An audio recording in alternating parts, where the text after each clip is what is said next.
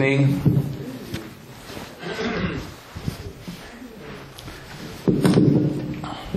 Sorry for the delay.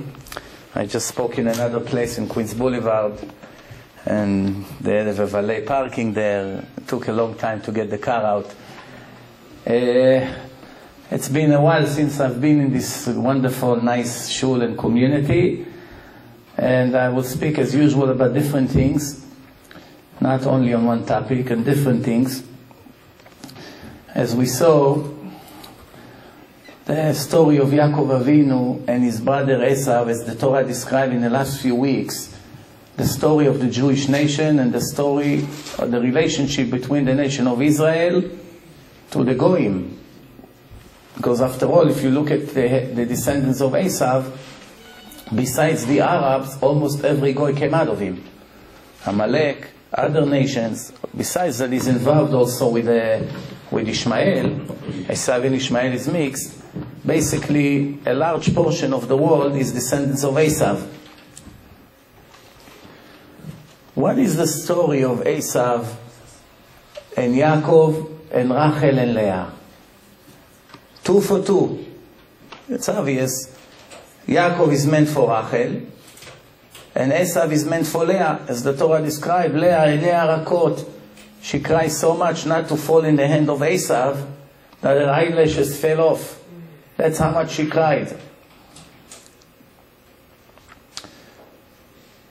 In the end, we saw that Yaakov was supposed to marry Rachel and he ended up with Leah. What happened here? Since Yaakov bought the Bechorah from Esav, everything changed around. The Bechor was supposed to be for the Gdolah, for Leah. Esav and Leah. But Yaakov now became instead of the place of Esav. How it turns around, Mishamayim? Oh, you bought the place of Esav? You the Bechor? You get her. So he got her first. Now it's an argument between the Ashkafa of Yaakov and the Ashkafa of Leah. Yaakov doesn't have complaints about Leah. The complaints is to her father. Mazot asita li. He doesn't have one beep to make against Leah. You understand that this is their point of view in halacha, and his point of view is different. Yes, I bought his Bechorah, I got his merit, but that doesn't mean now I also got his Shidduch. In the end, also he got Rachel, as he hold that Rachel was mine all alone. But Rachel was 7 years later, not 14 years later like something. By the end of the Sheva Brachot, he already got her. So means technically he should have walked 14 years, and only after that get Rachel. He got her right after Leah. He got Leah, Sheva Brachot ended, he married Rachel. And that's how the story goes. You know, the Torah says about the nation of Israel, En am lebadad ishkon ubagoim lo itchashav. En am lebadad ishkon, the nation of Israel, it's a sole nation. Is alone. It will always be alone. Ubagoim lo itchashav. What's the secret in this pasuk? The Goyim, obviously, look how much we suffer in the history from what's pogrom, Holocaust, non-stop problems. The Torah says, Ubagoim lo itchashav. This is the trick here. When the nation of Israel mitchashev bagoyim, the opposite of what the Torah says, Ubagoim lo itchashav. It's me and you, don't worry about the rest. Nobody can touch you until he gets permission from me. Uvagoyim lo itchashav, everything works out fine. But when the nation of Israel is doing everything they can to become goyim, they dress like them, they talk like them, they call their children in their names, they go to their colleges to learn what they teach. Everything is like them. Everything. Most of the Americans, you ask them, what are you? They say first American, then a Jew. They're not embarrassed to say it. Today it's already in Israel already. You ask most Israeli, what are you? You say Israeli. Jewish? Yeah, some say yes, some no, some don't care. Whatever I am. First they hold themselves as an Israeli or an American or British. And then I'm a nation of Israel. Nothing can be a bigger embarrassment than this. The Torah says, "Uvagoyim lo itchashav." When you're not mitchashav bagoyim, which means you're not like them, you're not a part of them. Everything that you need, you get from me. But when you become one of them, you depend on them. And that's what happened to us here. Economy, you're involved with them. Army, you're involved with them. United States control the state of Israel 100%. Just when things does not work 100% as they request, the Israelis made some muscles. Here, take 20 airplanes and freeze all the construction in your on the settlements or whatever they call it. That's it. So Bagoim, we are Bagoim Itchashav. They're controlling us. And this is the story of the faith, the emunah. It's very difficult it's very easy to talk. It's very difficult to do. We can talk until tomorrow, but to do, it's not easy. It's very difficult. We saw throughout history that anti-Semitism has no reasons, like some think. Some people think, if we'll be nice, we'll dress like them, we remove our beards, we'll put the same ties like them, we will speak in the same accent, our names will be the same, Steinberg will become Stanton, and Cohen will become Cohn, and all these tricks that we do, that's going to save us from the anti-Semitism. This is ignorance. If people would check the history, they see that anti-Semitism has no conditions. No matter when we're rich, when we're poor, when we're successful, when we are depressed, when we have a land, when we don't have a land, we move from one place to another, it never ends. It will never end. Why is it? Because this is the plan of Hashem. The Goyim themselves have no idea how much they maneuvered by Hashem. Everything is Hashem. Hashem put a policeman here to watch what we do. Policeman. When a policeman is standing on the highway, everyone drive 50, 55. Take him away. Announce today there's a strike for a day or two. 1 hour you cancel the police, it's the end of the world. Not the end of the United States, the end of the world. 1 hour. You don't trust me? I'll prove to you. If now Obama comes on the news and say, ladies and gentlemen, tomorrow morning between 10 and 11 in the morning, the police, the FBI, the Secret Service, all the authorities, they all go on strike. For 1 hour, ish ayashar be'enav ya'aseh. Translation, everyone can do whatever he feels like. No authorities, no judges, no police. Anything you do will not be used against you. Usually they say will be used against you in a court of law. My friend, over here, you're free to do whatever you want. Do you think we'll make it to 11 o'clock? I promise you that we won't. You want the proof? First of all, it's not my idea. I saw it in the Gemara. I'm just developing it to our time.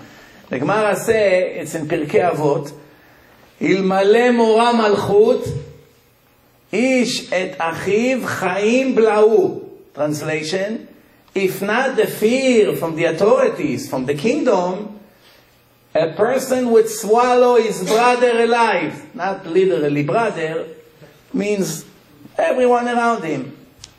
Swallow him alive, it's an expression in Hebrew, means will destroy with no mercy.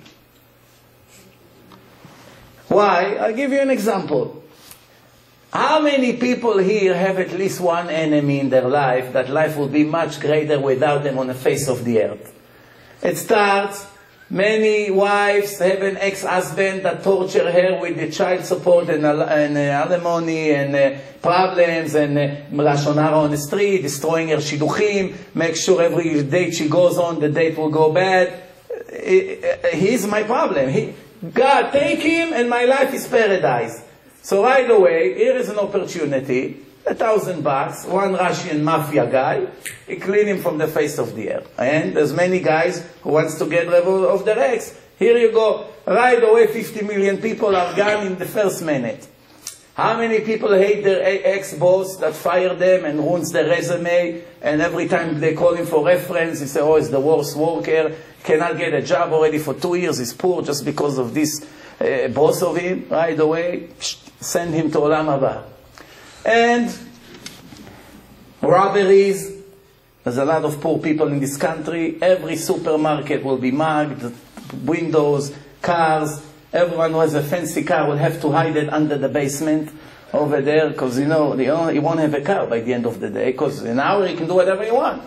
All the crooks in Wall Street, what an opportunity to steal all the money from the bank accounts of the bank. Nobody will know where to protect first. You don't know where the people will hide. They try to hide. It's going to be a revolution. Companies will go down. The stock market will collapse. People shooting on the street. All of a sudden, 2 Russian guys saw that they lost all their stocks after 4 years that they saved their pension. They pressed 2 atomic missiles. Afghanistan, Moscow comes over here. United States retaliate. Israel jump on the... And that's it. In the end of the world. What does it start with? Police went on strike for 1 hour. It sounds like a joke, but I promise you it will be exactly like this. What do you think? Just it's enough that one Israeli jet pilot, out of frustration that he lost all his money in the stock market, will take an F-16 and crash on Al-Aqsa. The mosque go on fire. 1.5 billion Arabs are on the way now. That's what the Gemara says. Today, people are righteous because they're afraid of people, not because they're afraid of Hashem. If everybody would be afraid of Hashem, you wouldn't need authorities. You wouldn't need a court. You wouldn't need police.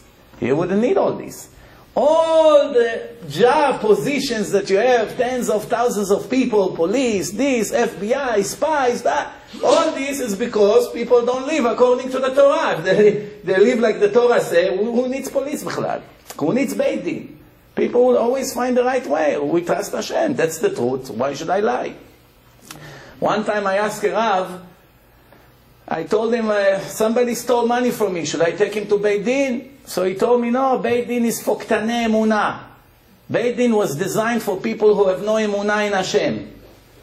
So, you know me, I don't take everything for granted. Right away, I had a question. I said, Beit Din is for people who don't have Emunah? Half of the Torah is Beit Din.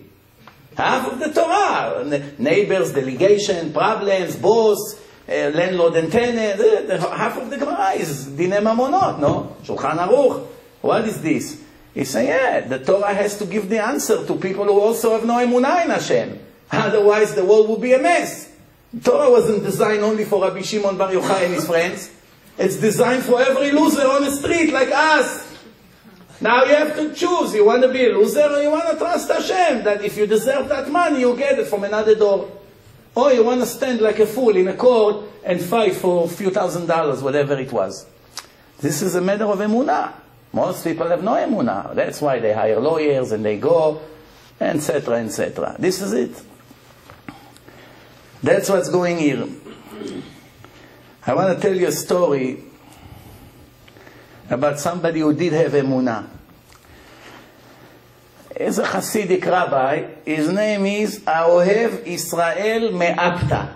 Apta is a city in Europe. And he's buried next to the Baal Shem Tov in Mejibush. So why his name is Aohev Israel Me'apta? If he's buried in Mejibush. No? The Rambam is buried in Tiberia. They say, a Rambam from Tiberia. No? This is, where is he right now? Where is his grave? Rabbi Shimon Bar Yochai from Meron. So this is the story. Before the end of his life, he returned to the city of Mejibush. After he was a rabbi in Apta for many years. He was a rabbi of a community there. One time the people were looking for a rabbi, and they sent him an invitation to come be the rabbi. And he said that he wants a lot of money. He gave them a very high salary. So they agreed. They appreciate him well. So you deserve every dollar. Come, you'll get the job. A wealthy community, not stingy. Baruch Hashem, they're generous. They paid him well.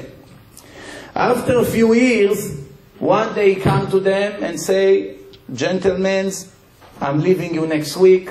I'm retiring from this job. You're a wonderful community, but I gotta go back to my city. So I'm leaving Apta and I go to Mejibush. So they said, Rabbi, it's not fair. Can you name one time that we disrespect you? We didn't pay you enough. We didn't listen to you. We never gave you any problem. You're like a king here. Unlike many communities that Rabbi suffers a lot, There's one community that the rabbi came there and they wanted him to make an order there. It was a big mess. So for 1 year he was trying. The people don't let him do the job. So one time he said, okay, tomorrow I'm quitting and I'm leaving town. So, in those days they had a horse and a carriage. So he put all his stuff. There's no television, no dressers, no refrigerators, no gas, no heat, none of these things. Life was very simple. In 20 minutes, you take one of your students, you put everything on a carriage, and you're ready to move. That's it. That's how life was. Everything you own, you can fit on one horse. So he's ready to leave. Now the people of town felt bad. They knew that the reason he leaves, it's them, the community. So they came, all of them showed up. Hundreds of people showed up. The whole town came to give him last respect.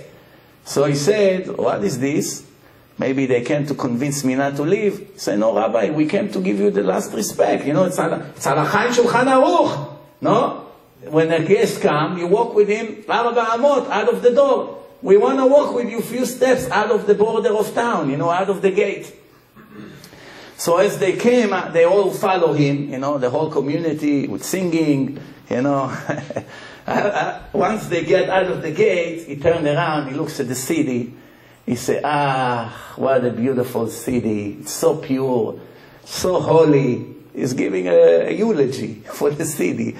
What a pure city. So one of the people said, Rabbi, don't be a hypocrite. For 1 year, all we heard from you is criticism. What a horrible city, what a corrupted city, what an impure city. All of a sudden, now you're living, all of a sudden it's a pure city, it's a holy city. Come on, cut the nonsense.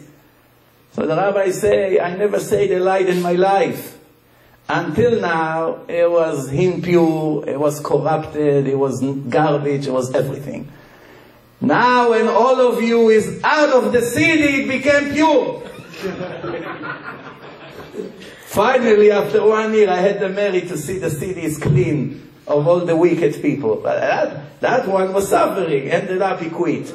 Over here, it's the opposite. Beautiful community, everyone is righteous, the rabbi is enjoying every minute there. So why are you quitting, Rabbi? So he said, I have a story to tell you and you'll understand why I'm leaving you. What's the story? It's many years ago, there was two brothers that they were both married. And both of them cannot have kids. You should know 15% of the Jewish couples are barren. 15%. 15 couples out of 100 have problems having kids. That's the statistic right now. So, the two brothers do not have kids. One of them passed away. And now the widow cannot get married. Since they don't have kids, she needs a yevum or chalitza from the brother. Today, in these days, nobody does yevum. Because people's mind is filthy. Nobody does 100% L'Shem Shamayim relationship between man and a woman. So the rabbis forbid that. They say chalitza and get it over with. It's like a get. You give her permission to get married. Even today. If two brothers, one of them does not have kids and he passed away, the wife cannot get married. She's not allowed. She needs chalitza from the brother.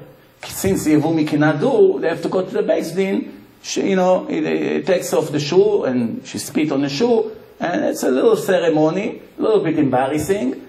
And today it's really no embarrassment because he doesn't have an option. It's not that he has to do Yevum, but he doesn't want. That's an embarrassment. You don't care about your brother, you're egoistic. That's embarrassing. But today, since you don't have an option, you have to give chalitza. Nobody is embarrassed. 5 minutes, you do it and you get it over with. So the brother passed away, he needs Yevum. The widow sent a letter to the next town. It's a few hours ride, maybe 10 hours with the horse, to her brother-in-law. She say, I need your help, I need you to come to the Beis Din here in town, and with your papers that you can prove that you are my husband's brother, and make chalitza for me that I can get married. I'm still young, I want to get married, I want to have kids. And for doing that, I will give you half of what your brother left. In money and positions, you get half of it. He gets the letter and he's very, very poor. True story that happened. Very, very poor. So he comes to his wife, he shows her the letter. So his wife told him, You know, there are some mitzvot that a person does 3 times a day. Shachrit, Mincha, Arvit, 3 times every day. It's a common mitzvah every day. You get used to it. You're not so excited. Again. It comes a lot. Some mitzvot a person does once a day, like tefillin. Once a day, you're done. Some mitzvot a person does once a week, like Shabbat. Some mitzvot a person does once a month. Rosh Chodesh, Birkat HaLevana, Musaf, once a month. Some mitzvot a person does once a year. Pesach, once a year. Yom Kippur, once a year. Some mitzvot a person does once in a lifetime, and only very few has the merit to do this mitzvah. Not every Jew can do it. This is the mitzvah of what you have, chalitza. How many people have the merit to be called to Beis Din to do chalitza? Most people, their brothers have kids when they passed away. At least one. You have a brother that passed away young, did not leave kids. Now you have to do the mitzvah and you want to take money for it? Don't you understand that the reward, the real reward is for Olam Haba, for the next world? Come on. I don't want to hear this nonsense about money. I want you to hold now the Torah and swear to me that you will not take a penny from your brother's belonging. Nothing. So, you know, he started to think, we're so poor, finally I can have some money, I can afford something. Now she comes, this wife, usually today it's the opposite. Make sure you take the whole thing. Don't come with half. If you come with half, don't come. Just let me know, stay there. The wife was a tzaddiket. She said, listen, come without money, just do the mitzvah, let her get married, that's it. Now when he went there, he was in Beit Din, he said, how great is my wife that she made me swear on the Torah, because otherwise my desire is so strong to take this money and get out of my poverty, I would not do it by myself. But since I swore, I cannot contradict my words. So he did it, and he did it for free. But the woman, she was a righteous woman. She said, I'm very sorry. In my mind, I gave up half of my husband's money. It's yours. He said, no, it's yours. No, it's yours. They're arguing. So one of the Dayanim said, I have an idea. We have Kupat Ha'ir over here. The budget, you know, we help yeshivot, we have all kinds of things. So where is it? Kupat Ha'ir of the city of Apta. So he said, why don't you take this suitcase full of cash, give it to Kupat Ha'ir in a merit of you. You deserve the money because she gave it to you. You don't want it. Donate it. So he took the money and he gave it to the Gizbar over there, to the Kupa, and that's it. That was the end of it.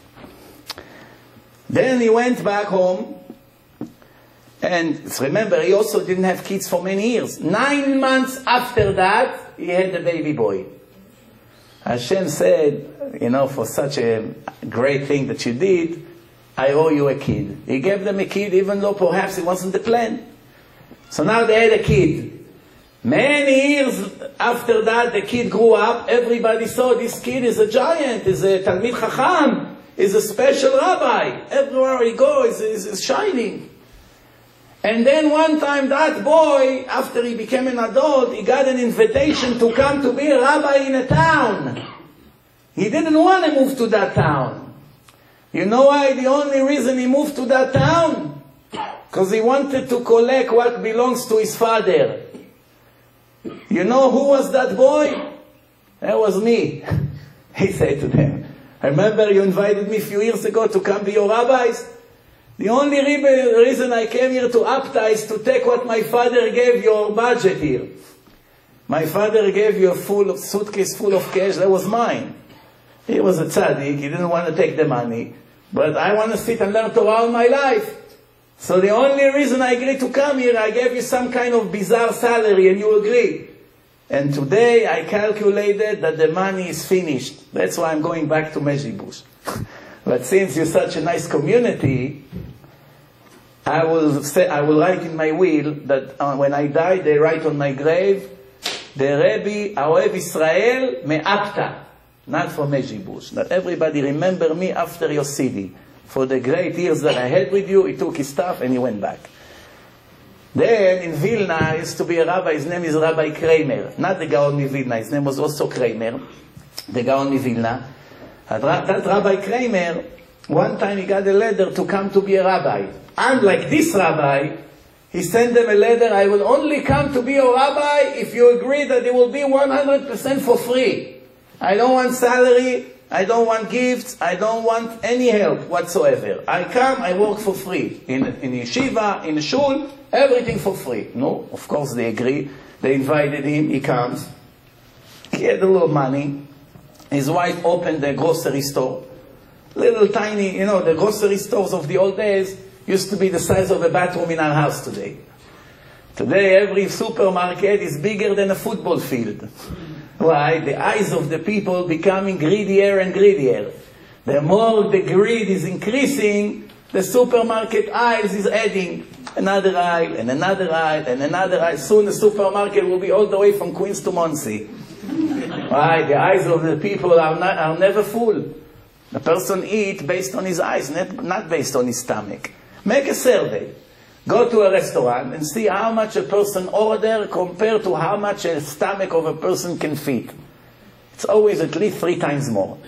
By the time they bring the appetizers, pita, hummus, 1 or 2 bites from the appetizer, you're full already. Then comes a huge meal. Baruch Hashem, in America they invented something to go. But the machos in Israel, in front of their dates, they're embarrassed to say to go. In America, you have people, can I take you to go? They go from the table to go. Once it's accepted, it's accepted. No embarrassment. People order with their eyes, not with their stomach. A person eats only what he needs to eat, there will be very little. I always say, some people live to eat. The Torah says, eat to live. The opposite. Don't eat, don't live in order for eating and eating. Well, what food is going to be there? What wedding? Oh, in that place? Yeah, it's going to be good food. Let's go. Over there, good food, not good food. Today the kids, when they choose yeshiva, it used to be nobody cared about food. Today they ask the dorm and the food. Oh, pizza, burgers, this, you know, the junk that the kids like. Okay, I'll go to that yeshiva. That's what's going on here. So Rav Kramer wrote, I don't want anything. So his wife came, she opened a grocery. After 3 months, you see, they became wealthy. She buys all kinds of things to the house, good food, this, that. He said to her, wait a minute, I don't remember we ever had such luxury. She said, nah, you know, the business is very good. Everyone in town buying from us, everyone. So he said to her, wait a minute, I know what's going on here. People feel bad that I'm working for free, so they want to give me money in a different way, that we won't get embarrassed. So all of them come to shop by us. Wait a minute. Tell me how much we need to live every week. Tell me how much we need. So they calculated the weekly expense. So he said, okay, now you're opening the store Sunday morning. From the minute you have enough money to finish the week, you close the gate, you put a sign, the store will be reopened on Sunday morning. So the wife said, I didn't know it's a crime to be wealthy and to have some saving. I didn't know. So he said to her, no, you don't understand. You don't understand.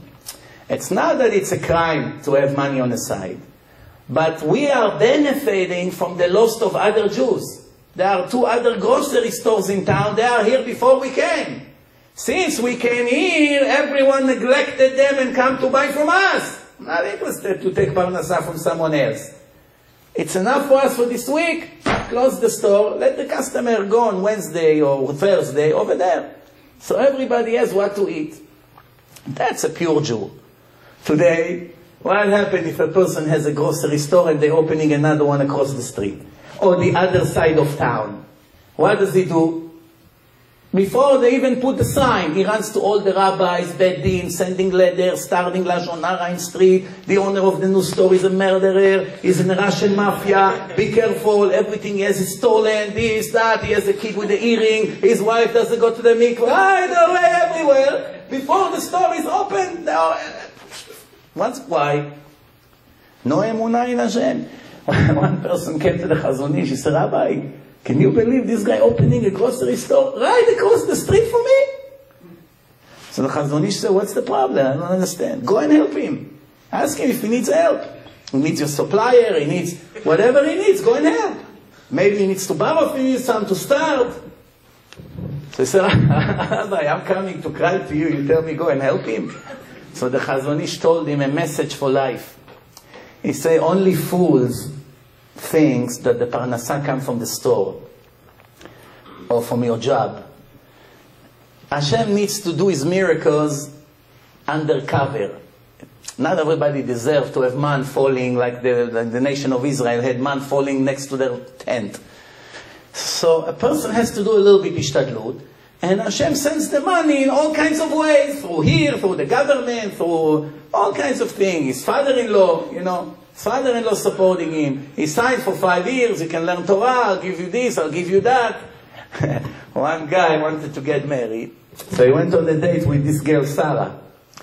So after 3 dates, she likes him, he likes her, now it's time to meet the parents. So she brings him to her father, his father he comes, he said to him, no, so things becoming serious between you and my daughter. He said, Baruch Hashem.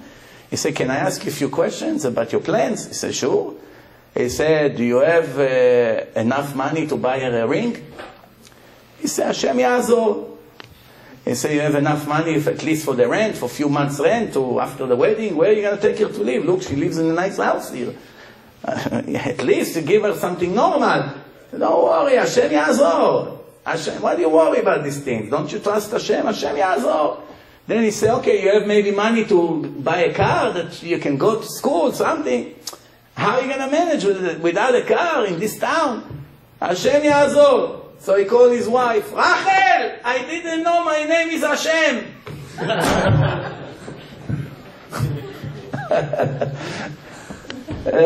Let him pay, let him pay. This is the new system today. If the guy sits and learns Torah, no, he deserves every penny. He is doing a favor to his future father-in-law for every dollar he takes from him. Not the other way around. He is doing him a favor. He allowed him to invest in the best investment. If your friend is Warren Buffett, and he comes to you and says, I have few stocks inside in my company, come bring me, I don't know, $100,000, I get you in. He's your friend. He knows what's going on inside. You put your money attached to his money, there's nothing to worry, no? So, it's a good investment. You appreciate it.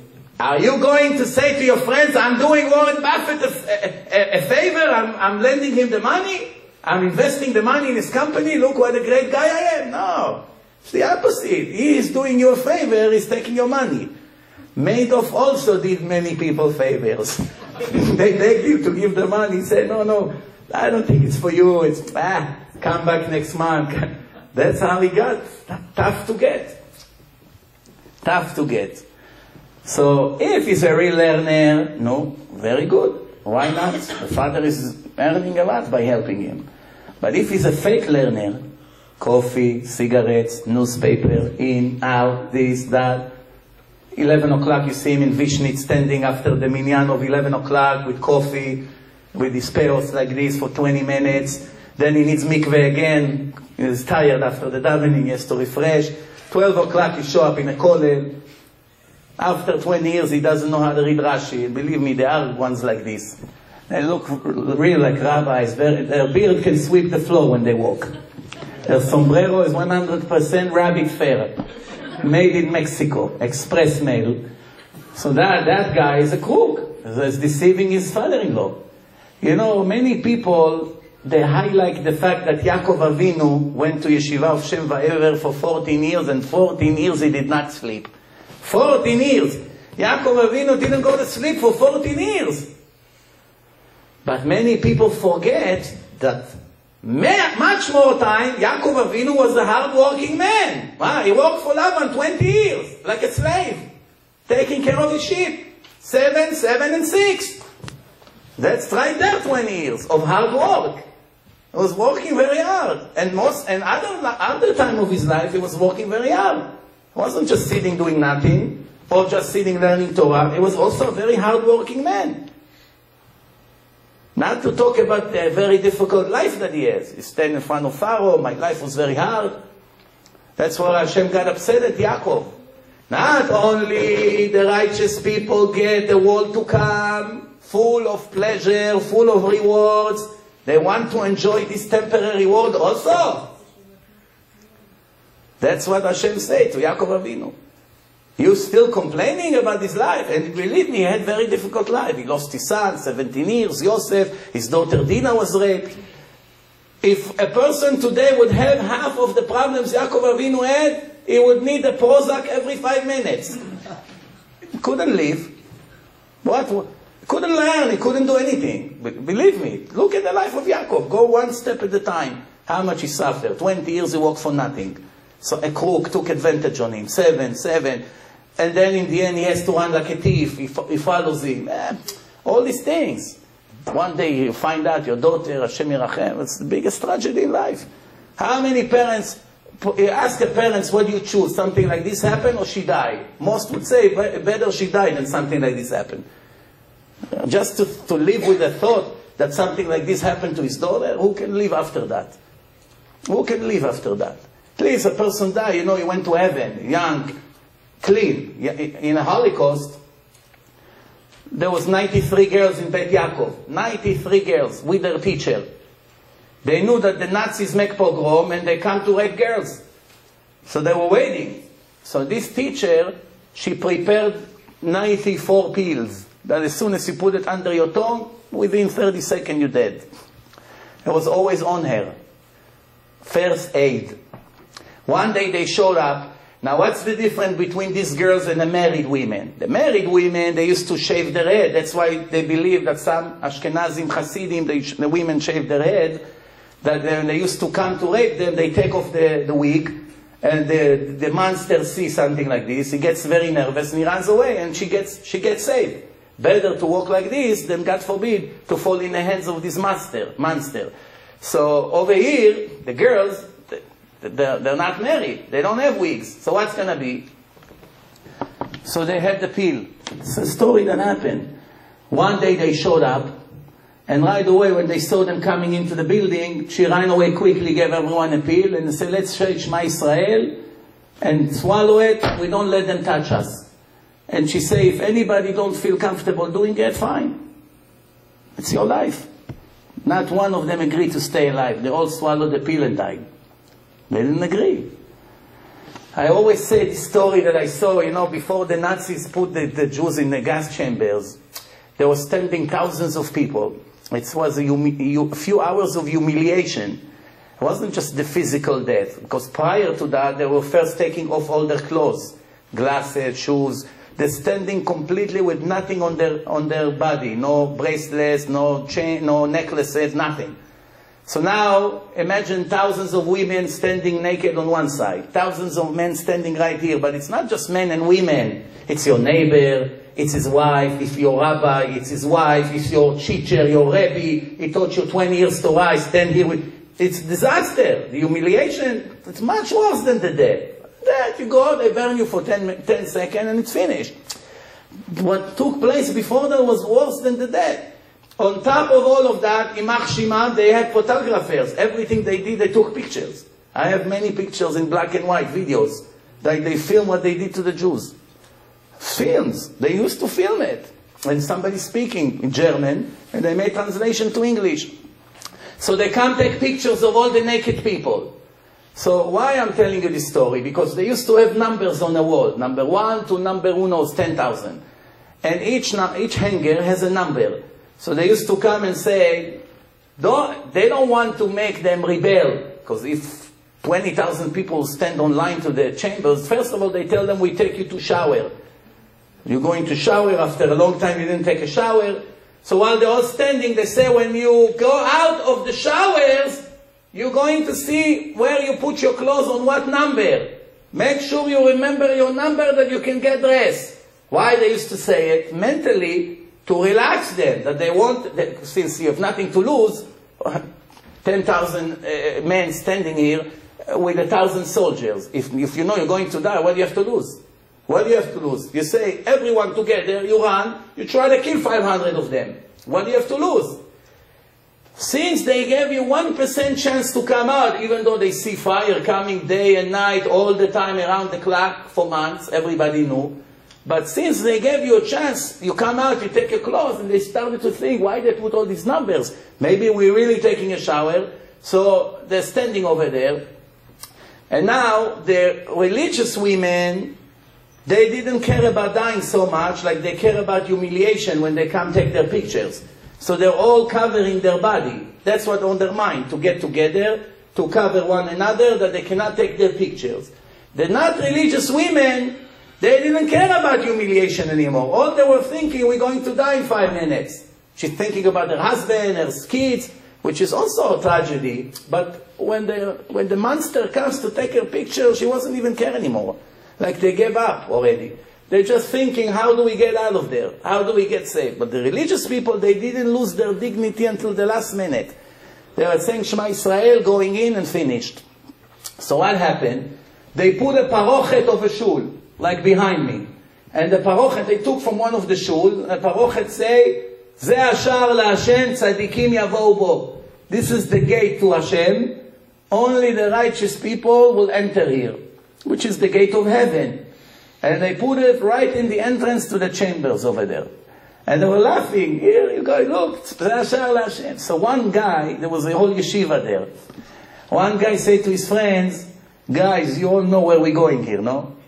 So now we have an opportunity to get something out of it.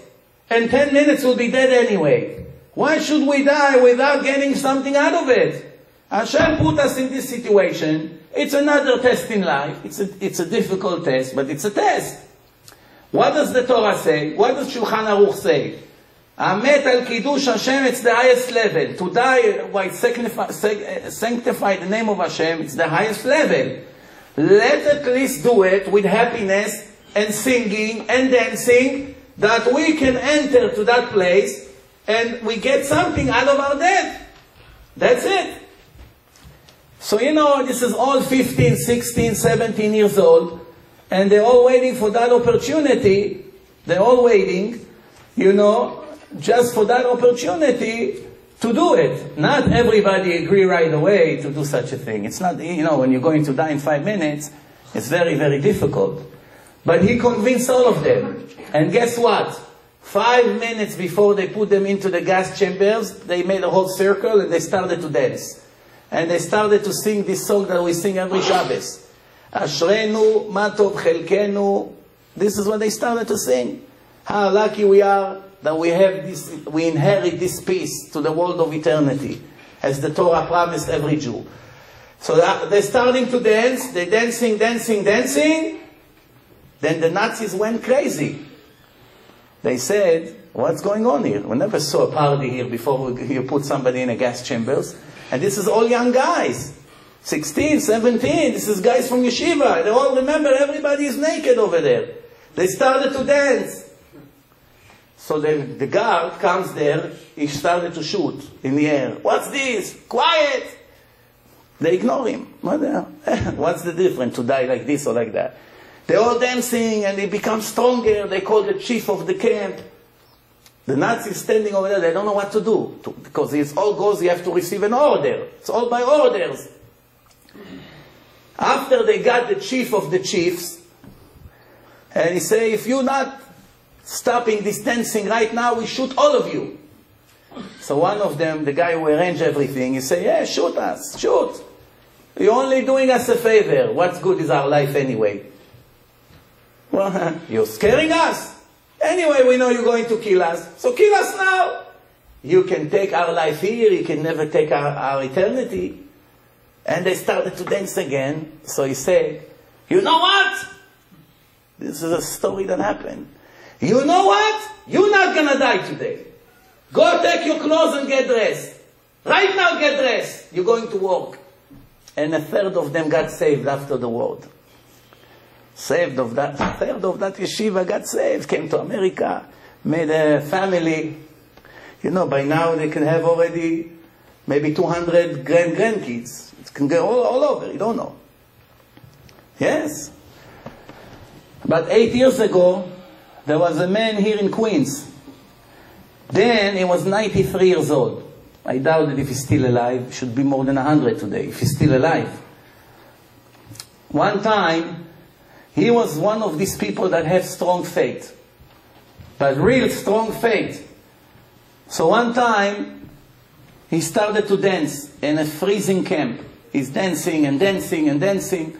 So one of them told him, why are you dancing? He said, I'm very happy for my situation. And he knows he's fooling him. You happy? If you're not going to be quiet, I will bury you alive. He said, very good, go ahead. So now it's the whole people there watching the arguments between him and the German soldier. So he says, here, take a shovel, start digging. Take off your clothes. He take all his clothes. He has the tzitzit left. Every part of his clothing is off. What does he have? A ripped tzitzit. So he told him, take this off also. What's this? What's this? Take it out. Anyway, it doesn't cover anything. Take it out. He said, no, no. This one I don't take out. Continue to dig. Take it out, why shoot? We can shoot. I'm not taking this out. I'm not taking it off. So he said to him, what is this compared to the jacket you took off? Everything you took off already. What's this? It's not protecting you. So he said, you know why I have this? Because my God told me that when I wear a clothes with 4 corners, I have to put these strings in the end. That's called tzitzit. And every second is a mitzvah. Every second. The same one who told me to wear it every second of my life when I wear these 4 corners clothing, he is the one who's going to take revenge against you. I'm not taking it. I'm taking it with me over there. When I go up to heaven, this is what I take with me. I'm not taking it off. You want to kill me, you kill me now. So now he has a dilemma. The monster has a dilemma. What's his dilemma? If he gives up, he looks like nothing in front of all the people. Look, the Jew won the arguments. If he kills him, the monster is afraid of God. He started to think, wait a minute, maybe there's a 1% chance he's right. Maybe that God will take revenge against me. What do I gain by that? I'm only fulfilling orders here, no? So what do I gain by that? So he's thinking, so guess how he got out of it? He told me, you people are crazy, he told him. Just get dressed and get out of my face. Like, you don't even worth the bullet. He came to Queens. I was walking like this with his number here. Don't ever forget. Everyone who saw him established a family, got remarried. All his kids were rabbis in Borough Park, in yeshivot of the Chatan Sofer. Thanks to what? Faith in Hashem, because it was a dead case already. Nothing would get him out of this situation. Nothing whatsoever. So what saved him in the end? The dancing in front of everyone. We say in the prayers, Elokei Avraham, Elokei Yitzchak, ve'Elokei Yaakov. Why we don't say Elokei Israel? His name was changed from Jacob to Israel. What name is higher, Jacob or Israel? If God changed your name from Yaakov to Israel, that means it's an upgrade, no? Same thing, we call Avram, Avraham. Which names we use? You're not allowed to say the name Avram Bichlal. Not allowed to call someone, his name is Abraham, Avram. It's downgrading his name. You have to call him Avraham. Definitely not Avi. So the question is, Sarai became Sarah. Nobody, you ever saw a girl that was named Sarai? It's all Sarah. Why all of a sudden, Yaakov? The answer is, all the names of the fathers and the mothers of the Jewish nation, all together 7, 3 fathers, 4 mothers, gives us 26 letters. Abraham, 5 letters. Yaakov, 4 letters. Yitzchak, 4 letters. Sarah, Leah, Rachel, Rivka, all together 26. The name of God. Yud Kei Vav Kei, numeric value 26. In English is also 26. God, G-O-D, numeric value 26. If you look at the numbers. Which letter in the alphabet point towards God? Lamed has like an arrow towards up. The Lamed. What's the numeric value of the Lamed? If you break the Lamed to 2 letters, it's Chav. And on top of it, you have the Vav. Right? Chav and Vav. What is it? 26. Chav is 20, Vav is 6. 26, the name of God. Lamed. When a person gets divorced, what does he give his wife? a get. What's the meaning of the word get? What is it? The Torah says, "Venatan la sefer kritut." He has to give her a book of cutting. Not really a book. It can be 1 or 2 pages. Get, the secrets in this world, first of all, that there is 12 lines in a get. 12, the sofer that writes it in 12 lines. Numeric value, get. Gimel is 3, tet is 9, get, 12. That's one secret. What other thing? Get, it's, if you search the entire Torah, 304,805 letters, almost 305,000 letters, you'll never find a combination of 2 letters back to back that it's Gimel and Tet, get. You don't find it in the entire Torah. You don't have a Gimel and right after that a Tet. In all the Torah you don't have it. You don't have it. They're not together. It's a symbol of separation. Not only that, there are 2 other letters in the Torah that also does not appear, one after the other. One is Gek, Gimel and Kuf, and one Zetz, Zayin and Tzadik. So why do you use Get? Why Hashem didn't call it Zetz? Why didn't call it Gek? Why Get? Because Get is the first one, Gimel and Tet.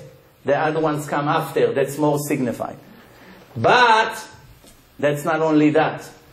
When a husband and wife is together, how do you call it? Beyachad. How do you say together in Hebrew? Beyachad. Bet, Yud, Chet, Dalet. When you separate between them, how do you separate the 4 letters? Bet, Yud, Chet, Dalet. What comes after Bet? Gimel. If you put a Gimel there, it's cuts, the Beyachad. What comes after the Chet to cut it from the Dalet? Tet. The Gimel and the Tet cuts the Beyachad in the middle. Believe it or not, one of the 613 mitzvot in the Torah is when a person needs to divorce his wife, he gives her a get. So a person that gave a get to his wife, it counts like he put tefillin. Not like some husband thing, oh, why I'm doing it. That's actually a mitzvah from the Torah. There's one guy in some city that didn't want to give his wife a get. And he went to jail. You know, they didn't renew his license. There's all kinds of things that they take against him, actions. In Israel, they're very strict. 2 years he was in jail. Many rabbis came to beg him to give her divorce. He doesn't want. She can never get married. It's a young woman. He doesn't want to give her a get. So the rabbi told him, listen, there's only one alternative to get her released from you, is that you're going to die. Otherwise, you'll never be able to get married. Only your death releases her. So you have to choose. You want to do it your way or you want to do it my way. I'm giving you 30 days. It's a true story. It happened. I know the people personally.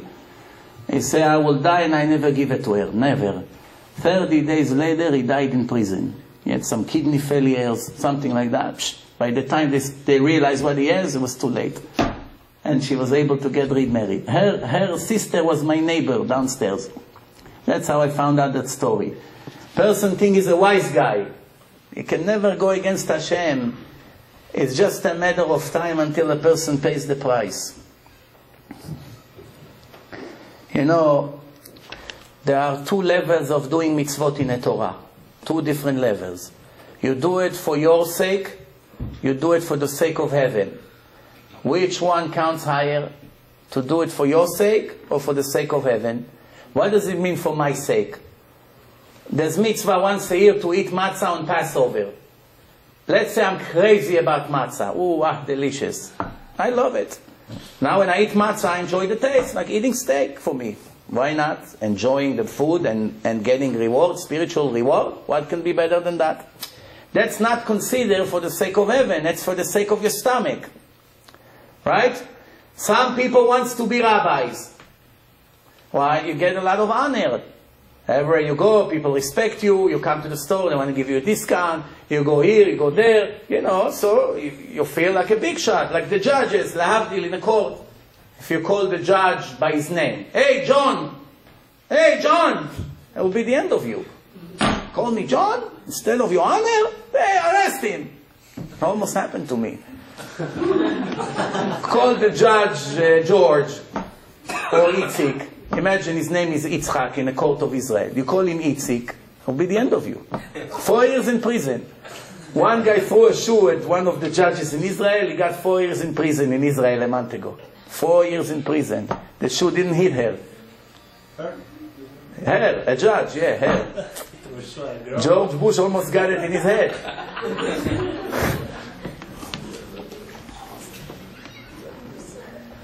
So if you do it for the honor, for the respect you're going to get, or it brings you some kind of income, that's not for the sake of heaven. If you do it because you want to teach other people Torah, that's for the sake of heaven. Now which level is higher? Huh? For the sake of heaven, right? So one guy say, I don't agree with you. Before we finish, I'll tell you also a story you don't want to miss. For the sake of heaven, one guy said, I disagree with you. When God gave us the Torah, a large portion of the Torah is, if you're going to listen to me, I will reward you endlessly. Where does it say it? I'm testing you, ki menaseh Hashem etchem. I'm testing you every second of your life, that I should reward you in your end. When you die, the reward will begin. When the soul exits the body, that's where the payment begins. So what's this whole concept of reward and punishment, free choice? I had a whole lecture about free choice on Thursday. It's going to be on the website in the next few days. Why are we different than the animals? The animals live by instinct. They don't have choices. The lion cannot choose if to kill the zebra or not. If he's hungry, he's attacking. But we have common sense. We use it for choosing the right thing or the wrong thing. We have evil inclination. We have desires. It's a combination of good and bad. Inside, it's a battle. To do, to steal, not to steal. To cheat, not to cheat. To give a donation or not to give. This is all fighting. For that, we subject to reward and punishment, as the Torah says. The animals do not have that. We have a divine soul. Even the Gentiles, the Goyim, they have 7 laws to keep. And they get rewarded for that or punished if they don't keep it. It's only 7, but it's still very important if they do it or not. So what's the point here? What's the point of all this? The Torah says, "La'ativcha v'acharitecha." What does it mean, acharit in Hebrew? End. To reward you in your end. So what's the point here? If God is doing all this to reward us in the end, so by me doing it to get the reward, it's better, no? Like this, I'm fulfilling 2 wishes of God, not 1.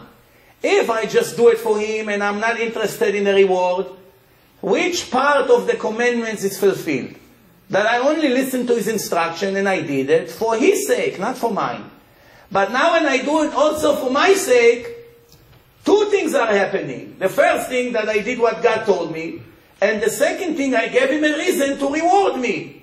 No? So now, it's double. 2 things happen. 1, He is satisfied for what I did. Second, He gave me the reward and makes Him very happy to pay His children. So what's better? So the answer to that is baloney.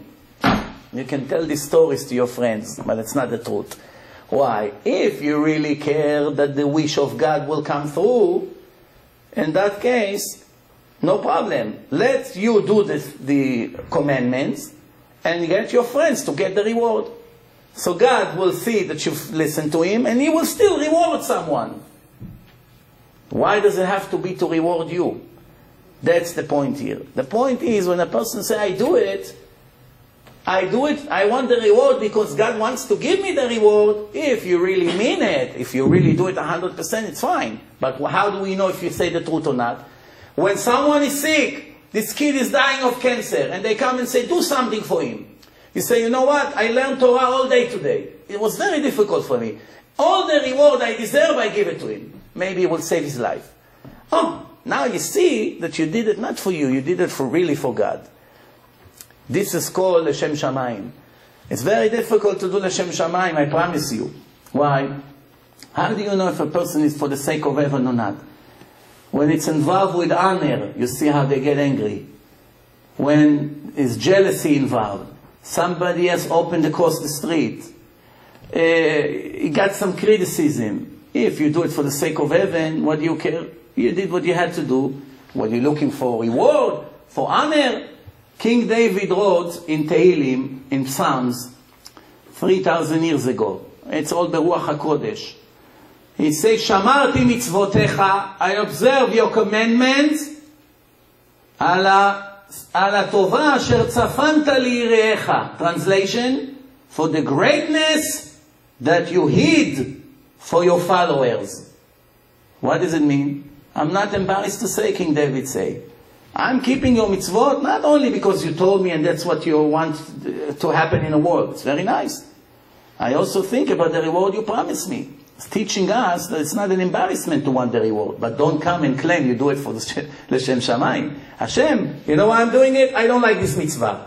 I do it. It's a very good business. What do I care? I put 2 minutes a day tefillin and I get a huge reward for that. If that's the way to get the reward, fine. After all, I listen to you. You should know one thing. Many people do not know that if you take all the reward of all the people from the creation of the world until today, all the people in the face of earth, billions of people multiplied by thousands of generations, take any pleasure they had, money, women, sport, food, honor, clothing, I don't know, you name it. Add everything into one huge pile of reward. It won't be equal to the reward of one righteous person in the next life for 1 hour. Where does it say it in the Torah? Maybe I'm making it up. What's the source? If it's not in a divine book, everyone can say whatever they want. It's like a newspaper. Today they say this, tomorrow they say the opposite. Torah is Torah. Where is the source? יפה שעה אחת של קורת רוח בעולם הבא מכל חיי העולם הזה. Translation, 1 hour of the pleasure in the next world is greater than all the reward combined in this physical world. And people have doubt, should I listen to God, should I not, should I do, should I not do? What's the point? What's the point? You have to know one thing. A Gentile that have only 7 laws to keep. Very easy for him. You should not kill. Most Gentiles do not kill anyway, even without the Torah, because it's not human. So they don't do it. You should believe in one God. Not son of God, not brother of God, not this statue, not the God of love, not all this nonsense around it. One God, like the 10 Commandments says. No permission to make another authority. One God they believe, like the Muslims scream Allahu Akbar, they believe in one God. No, so that's the second commandment for the Gentiles. What's the third? Should not eat any raw animals. Today it's not related to our generation because nobody eats raw meat. But 3,000 years ago, people used to rip the chicken apart, put some spices and eat it. You know. We do it with the sushi, they did it with the chicken. So, it doesn't apply. No, so most Gentiles, 99.9% of them do not do that anyway. They have to obey the system of the police and the court. No, so if they do it, it's very good. They should never worship any idol. To worship an idol is very, very tricky. Many of us and the non-Jews, they can swear that they will never dare to worship an idol. You ask Chris, you believe in this statue that is going to bring you salvation in your life? So you're crazy? My father made it yesterday in his factory. How can I believe in it? I don't believe in that statue that is my God or my angel or anything, or it's a holy symbol. No. It just signifies to me something else. Like I connect through that symbol. So we laugh at that, but sometimes we do the same. Some of us connects to God through a rabbi. It's also an avodah zarah. It's also like an idol. We feel that the only way to do it, this is my rabbi, and the only way I have to connect to him in order for me to go to him. It's wrong.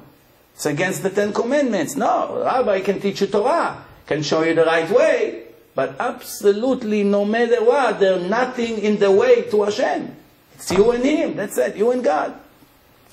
So, they do not murder, they don't have crimes with their 7 relatives, and every other commandments that it's depend on common sense, the Gentiles are obligated to keep, which means to respect their parents. The parents raised you, they took care of you, they fed you, they gave you money, they paid for your college, they helped you with your apartment, or even if they couldn't afford, but they did so much for you, it's common sense, you be grateful to them, no? So that's something that you don't need Torah for. Every mitzvah that is common sense, for instance, not to make the streets dirty.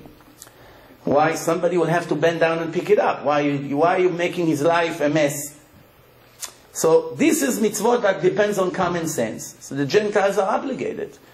But other than the 7 main laws, that's it. But a Gentile that keeps the 7 laws and the common sense commandments is more righteous than a Jew who doesn't keep the Sabbath.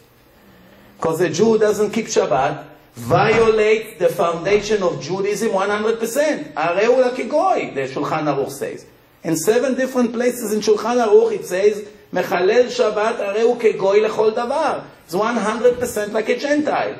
He cut his Judaism completely out of him. There's no share to the world to come. Should I continue the list? Believe me, you don't want to hear the rest. So he comes and says, what? After all what I did, you tell me just because I did not observe the Sabbath, I have no share to the world to come, I lost it? Where is the common sense? The answer is yes.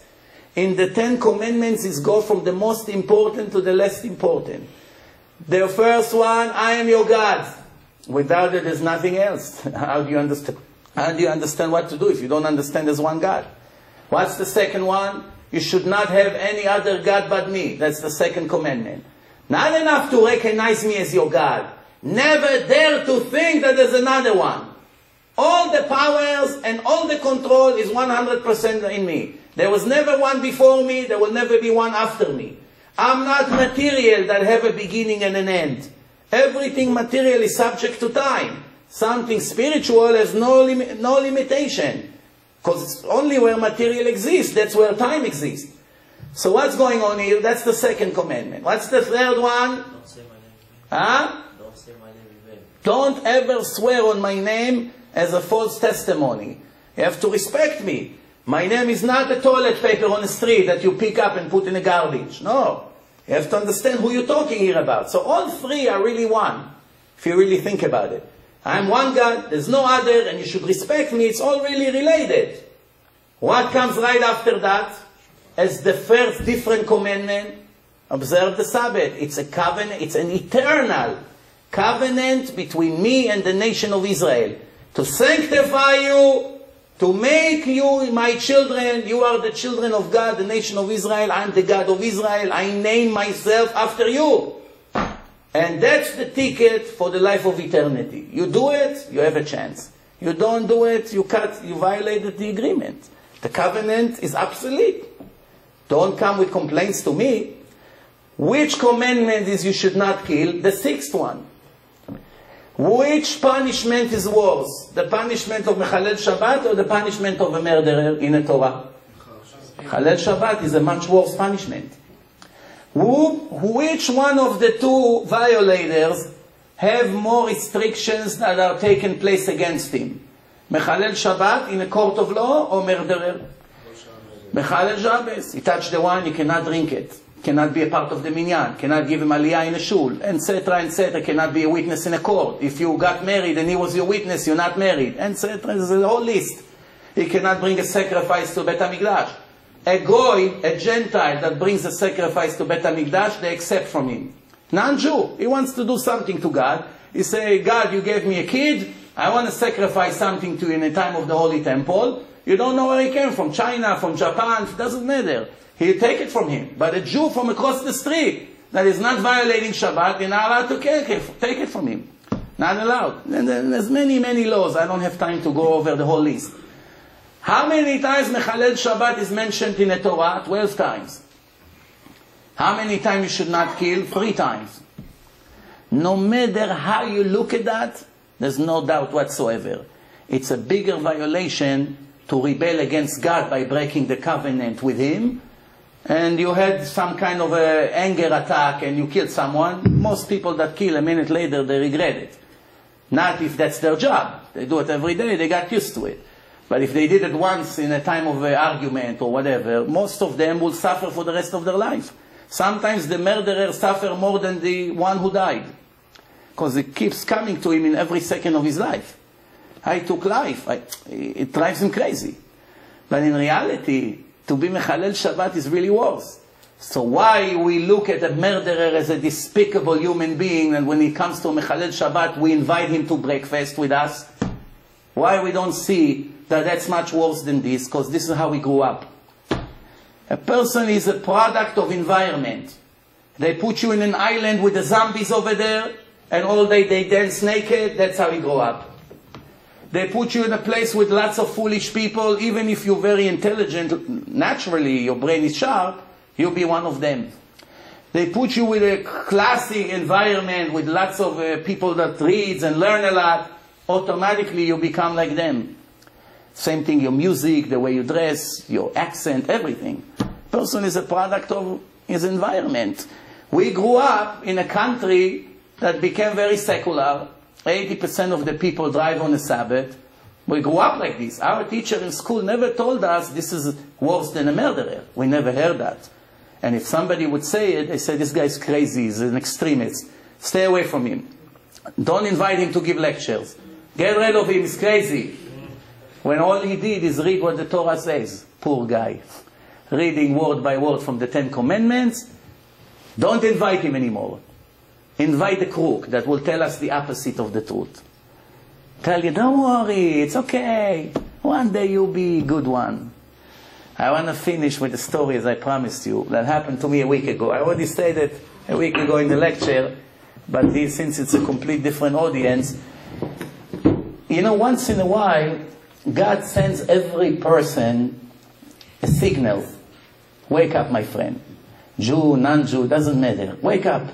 See the supervision. See how I feed you. See how I help you to get a job. See how I saved you from the accident. There's many things in life. But some of the examples that we see in life, it's not necessarily just being saved from an accident or the bullet missed your head. No. There's other little things that technically, it's no big deal. I saved $20. The significance is not by how much you save or how much money you made. No. It's the way, how it happened. It's shocking how it happened. So I want to tell you a story that saved me $30. That's not the reason I came to tell that story. For the $30. So what's the story? A week ago I come home, I see my wife is holding the credit card in one hand and the phone in the other hand. So I asked her, what are you ordering? She say, you're smiling because it's a common thing. By me it's not like that. My wife there doesn't have big eyes. Every day she needs new things to buy. Baruch Hashem, I don't have that problem. So if I see her with a credit card, I'm sure it's important, but out of curiosity, I want to know what she's ordering. So she said, we ran out of checks. We don't have blank checks. And, you know, we're about to run out of checks. I said, okay, how many checks you ordering? She told me 375. I say to her, how much they charging? She said, $83. I say, $83 for 375 checks? It looks to me crazy.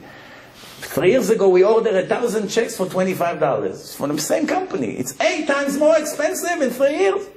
Something does not make sense here. Yeah, it includes shipping, you know. I say, give me 5 minutes. Let me Google it. I put in Google, printing checks. I don't have to tell you how many names of companies came out. At least 10,000. At least. Every other person in America is printing anything you want. Invitation, envelope. Everyone who has a computer and a printer, he knows a little bit graphic. Every little kid that knows computer, they know it. So why does a person care to put some ad in the internet for free? And one day a person will order from him checks or whatever. He makes some bucks. What's the problem? No. So since I saw so many numbers, I say to myself, I'm not going to start opening each website and see what they're offering. Let me choose one, whatever Hashem wants, that's it. So I look at the whole list. I say, let's pick this one. Lottery. This one opened up. A person with a laptop. I see samples of checks. I see 600 checks, $37. A quarter of a price, right away. First one. I say, you know what, that's good enough. Makes sense. Let's order it. Usually, you have to put a credit card number. By me, I rather call the 800 number. I call up the 800 number. A message came out. For sales, press 1. I press 1. Waiting maybe 20 seconds. An American guy came on the phone. Baruch Hashem, usually today it's all in India. You press 1, it's India. You press 2, it's Pakistan. Usually you press 3, should have been China, but nobody understands. So they skip number 3. So it's hard to understand the accent. So anyway, I press 1, an American guy picked up. I said to him, I want to order those 600 checks. He said, okay. I said, is that include shipping or not? He said, no, not include shipping. I said, oh, that's the catch. Now he's going to add another $20 and there's no saving. So I said to him, okay, so how much is the shipping? He says, depend to where. I say, Monsey, New York.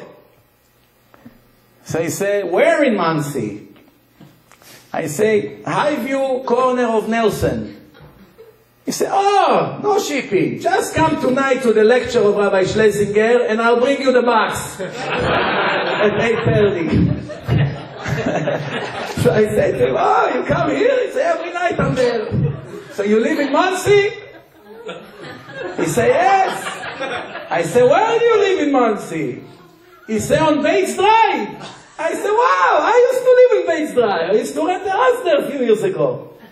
Where in Bates Drive? Same complex where I live. Same. The next day I went, I picked up the box from his daughter. I look at my memories from 8 years ago over there. Thousands of numbers. I said, let's pick this one. All the salespeople, let's pick the... Oh, the one came. He comes every day next door to my house. And in the end, he lives where I used to live. No coincidence? What do you think? Something like this can happen by itself? What God wanted for me? What He wanted for me? To save me $30? He saves me a lot more money in different ways that I don't even know of. What was the point? You know what was the point? When the brothers sold Joseph to Egypt, they threw him in a pit. Then they took him out. And they sold them for 20 coins, size of a pair of shoes, in Payless shoes. You know, what is it? $20, or in Walmart. That's the price of Yosef, the tzaddik, the righteous Joseph, the son of Jacob. So they sold him for 20 shekel, for the price of a pair of shoes. That's mechir na'alayim. Such an impact. You sell your brothers to strangers, they take him to the filthiest country in the world, spiritually. Egypt was the filthiest country. Kishufim, astrology, everything against gods, everything. Worshipping the Niles, worshipping the animals. That's where you send your brother. To be a slave in some house, you never find him. Remember, there's no internet, no telephone that you can Google him. Joseph, son of Jacob. I didn't come. Once he's gone, he's gone. 3 minutes after they're gone, the camels, you'll never know where they went. That's it, you'll never see him again. So the Torah says that God made these Arabs, not usually when Arabs used to walk in the desert with 10, 20 camels, they used to carry barrel of oil. Nothing changed since then, they still have oil. So they carry oil. But this time they carry perfume. Perfume. Why? Because God didn't want the righteous person to suffer a month on the way. I don't know how long, 2 weeks from there to Egypt, whatever it took. Smell the gasoline. So He made them, they brought rose water or perfume, whatever was the perfume in those days.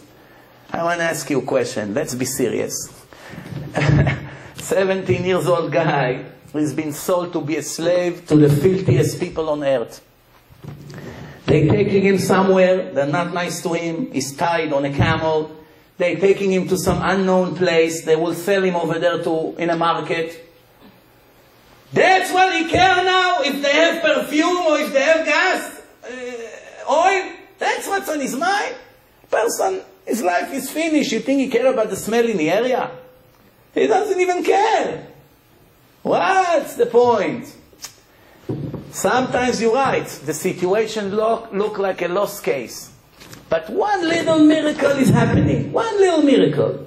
The cop smiled to you. I'm about to get an electric chair. The cars.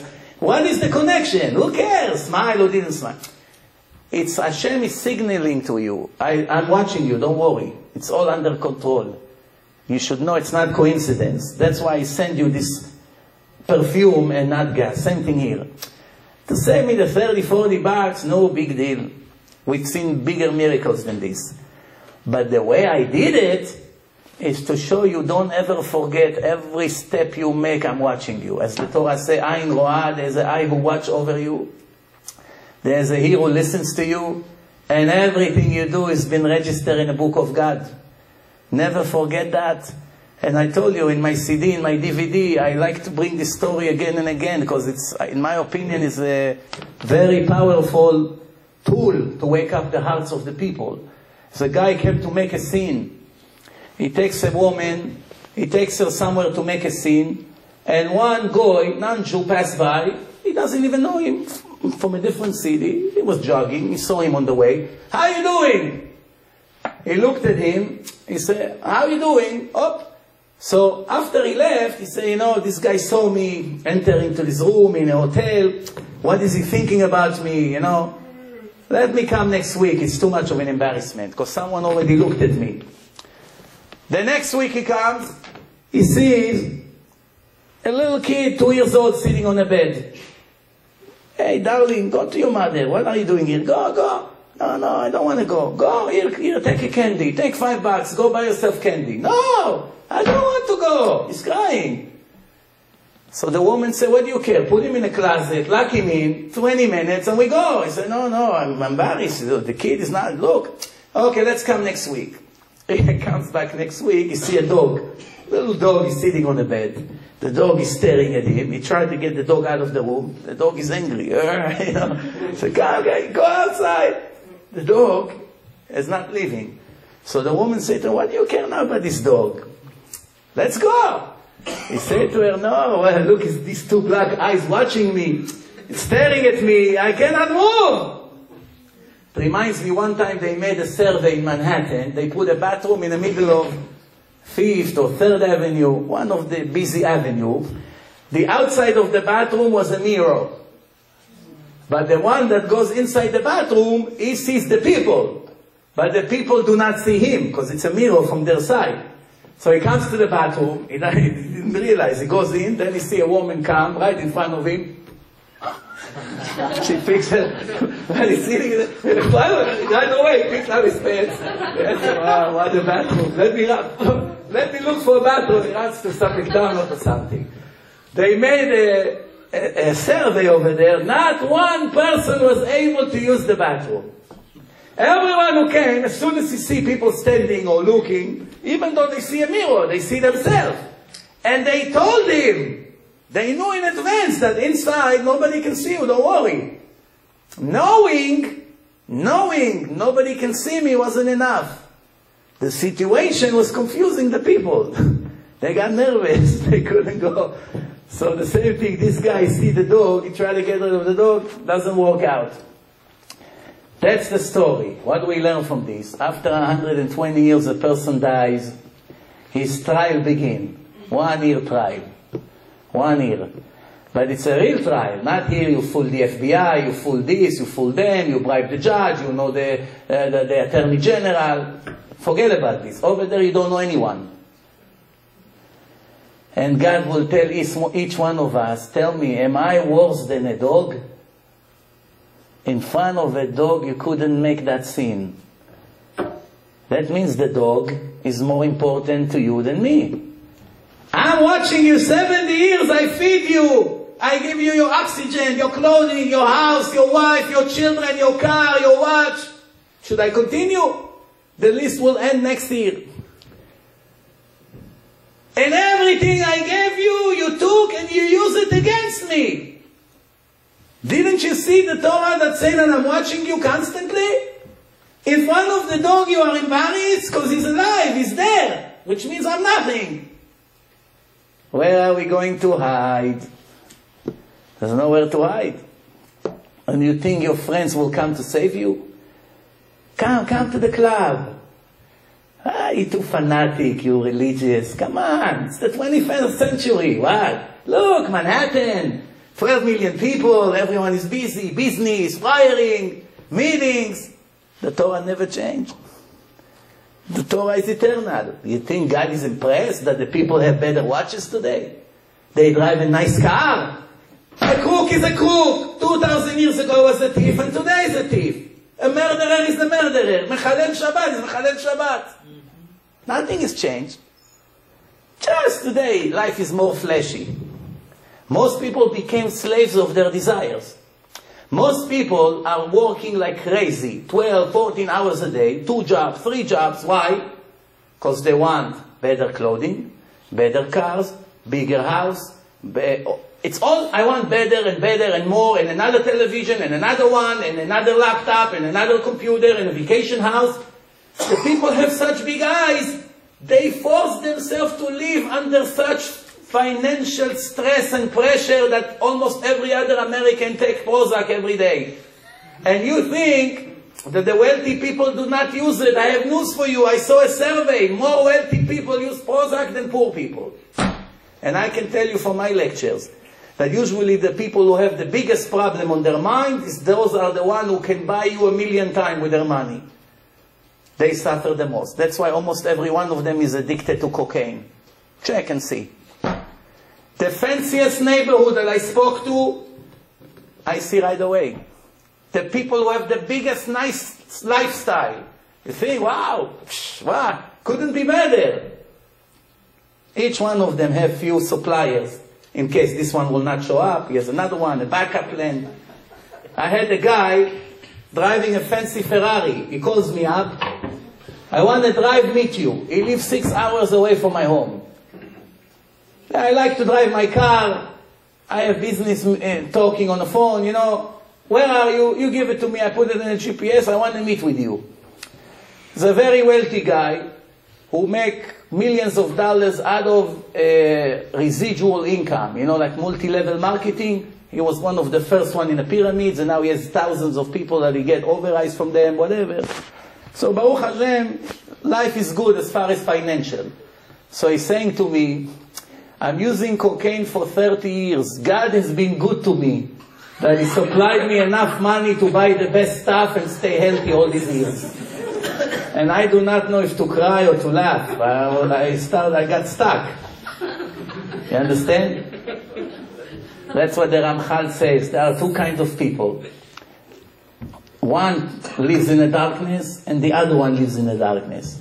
So why is considering them as two different kinds of people? As one kind. Both of them are in the darkness. One of them found out that he lived in the darkness. That's the difference. When a person found out, I'm sick, not physically, physically also, mentally.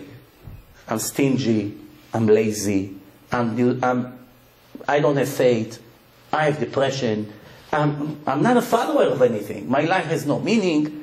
I have money, and what's the point? I'm still not happy. I do not know my direction. I don't know what to do. I don't know what to do in the morning. I'm confused all the time. When he found out the source of his problem, it's a great relief, even though he still has the same problems. But now he can handle it. He can take care of it. The other one, smoking his cigar with his convertible, they're both going to play golf. One is crying, one is singing. They both have the same sickness. One of them found out this morning that he's sick. He has 3 months to live. The other one has the same situation, but he is not aware of it. Looking at both of them, what are you thinking? Poor guy, look at him, he's crying, depressed, miserable. Look how happy is this guy. In reality, who's luckier? The one who is under pressure now. Why? He found that he's sick. He has to get the right treatment. Yes, it's painful.